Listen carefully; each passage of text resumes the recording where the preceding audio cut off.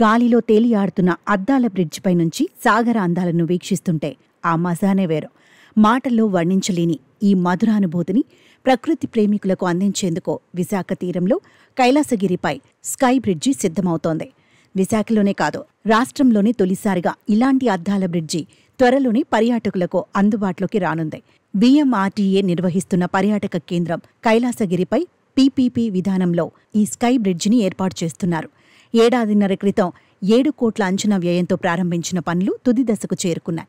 కేరళలో ఈ తరహా ప్రాజెక్టు స్ఫూర్తితో దానికి కాస్త మార్పులు చేసి ఇక్కడ కైలాసగిరిపై టైటానిక్ షిప్ వ్యూ పాయింట్ పక్కనే స్కై బ్రిడ్జిని నిర్మించారు. ఇది కొండపై నుంచి సముద్రం వైపు సుమారు 100 అడుగుల పొడవు ఉంటుంది.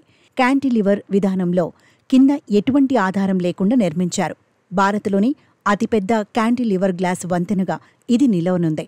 సముద్రపు గాలికి తుప్పుపట్టని స్టీల్ను విదేశాల నుంచి దిగుమతి చేసుకున్నారు.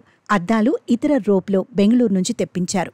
దీనిపైకి ఒకేసారి 100 మంది పర్యాటకులు వెళ్లి సముద్రం, పరిసర ప్రాంతాల అందాలను వీక్షించవచ్చు. తుది మెరుగులు దిద్దుకుంటున్న ఈ ప్రాజెక్టును త్వరలోనే ప్రారంభిస్తామని BMRTA chairman Pranav Gopal, commissioner Viswanathan తెలిపారు.